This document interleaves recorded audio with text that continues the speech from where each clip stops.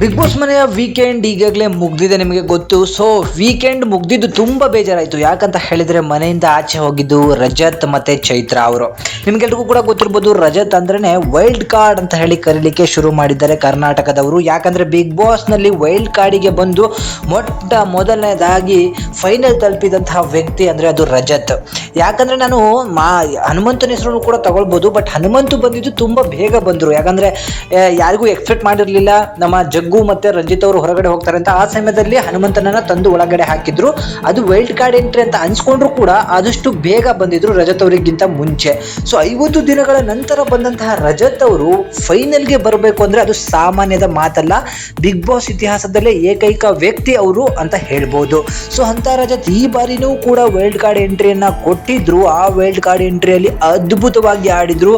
ಇದ್ದಿದ್ದು 3.5 ವಾರಗಳಾದ್ರೂ ಕೂಡ ಅವರನ್ನ ಜನಗಳು ಎಷ್ಟರ ಮಟ್ಟಿಗೆ ಹಂಚ್ಕೊಂಡಿದಂತೆ ಗಿಲ್ಲಿ ರಜತ್ ಸೇರ್ಕೊಂಡ್ರೆ ಈ ಬಾರಿ ಸಿಕ್ಕಾಪಟ್ಟೆ ಎಂಟರ್ಟೈನ್ಮೆಂಟ್ ಇರುತ್ತೆ ಅಂತ ಹೇಳಿ ಅಂತ ಇದ್ರು. ಸೊ ಅಂತಹ ರಜತ್ ಬಂದಿದ್ದು ಗೆಸ್ಟ್ ಆಗಿ ಅಂತ ಹೇಳಿದಾಗ ಸಿಕ್ಕಾಪಟ್ಟೆ ಬೇಜಾರಾಯ್ತು. ಅವ್ರು ಹೋಗಿದ್ದು ಕೂಡ ಬೇಜಾರಾಯ್ತು. ಚೈತ್ರ ಹೋಗಿದ್ದು ಅಷ್ಟೇನ್ ಬೇಜಾರಾಗದೆ ಇದ್ರು ಕೂಡ ಚೈತ್ರ ಏನ್ ಲೆಕ್ಕಕ್ಕಿರ್ಲಿಲ್ಲ. ಬಟ್ ರಜತ್ ಹೋಗಿದ್ದು ಸಿಕ್ಕಾಪಟ್ಟೆ ಬೇಜಾರಾಯ್ತು. ನನಗಂತೂ ಪರ್ಸ್ನಲಿ ಬೇಜಾರ್ ಆಯ್ತು ಅಂತಾನೆ ಅನ್ಬೋದು. ಸೊ ರಜತ್ ಅವರ ಪ್ರಕಾರ ಯಾರ್ಯಾರು ಫೈನಲ್ಗೆ ಹೋಗ್ತಾರೆ, ಯಾರು ಆಟ ಶುರು ಮಾಡಿಲ್ಲ, ಹಾಗೆ ಯಾರು ಮುಂದಿನ ವಾರ ಹೋಗ್ತಾರೆ ಎಲ್ಲನೂ ಕೂಡ ನೀವು ನೋಡಿದ್ರಿ. ಸೊ ರಜತ್ನ ಫ್ಯಾನ್ಸ್ಗಳು ತುಂಬಾ ಜನ ಇದ್ದೀರಾ. ಅವರು ಕೂಡ ಹೇಳ್ತಾ ಇದ್ರು ರಜತ್ ಬುಜ್ಜಿ ಇದ್ರೇನೆ ಮನೆ, ಅವರು ಮಾತಾಡೋ ಮಾತುಗಳು ಇನ್ಯಾರ ಕೈಲೂ ಮಾತಾಡ್ಲಿಕ್ಕೆ ಸಾಧ್ಯವಿಲ್ಲ ಅಂತ ಹೇಳಿ. ಸೊ ವೈಲ್ಡ್ ಕಾರ್ಡ್ ಸ್ಪರ್ಧಿ ಗಿಲ್ಲಿ ಅವ್ರ ಜೊತೆಗೆ ತುಂಬ ಚೆನ್ನಾಗಿದ್ರು.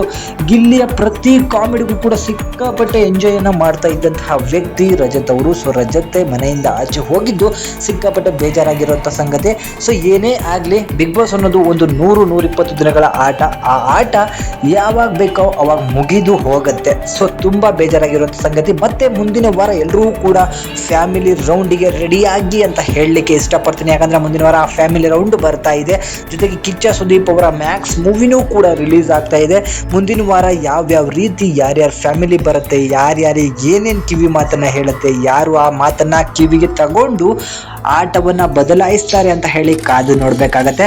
ಸೊ ಫ್ಯಾಮಿಲಿ ರೌಂಡ್ ಪ್ರತಿ ವರ್ಷನೂ ಕೂಡ ಸಿಕ್ಕಾಪಟ್ಟೆ ಚೆನ್ನಾಗಿರುತ್ತೆ. ಈ ವರ್ಷನೂ ಕೂಡ ಹಾಗೆ ಇರುತ್ತೆ ಅನ್ಕೊಂತೀನಿ. ಯಾಕಂದರೆ ತುಂಬ ಲವ್ ಸ್ಟೋರಿಗಳು ನಡೀತಾ ಇದೆ. ಹಾಗೆ ಗ್ರೂಪಿಸಮ್ ಅನ್ನೋದಕ್ಕಿಂತ 2 ಮೆಂಬರ್ಸ್ ತುಂಬ ಕ್ಲೋಸ್ ಆಗಿ ಆಟನ ಆಡ್ತಿರೋದನ್ನ ನೀವು ಕೂಡ ಅಬ್ಸರ್ವ್ ಮಾಡಿರ್ತೀರ ಅಂತ ಹೇಳಿ ಅನ್ಕೋತೀನಿ.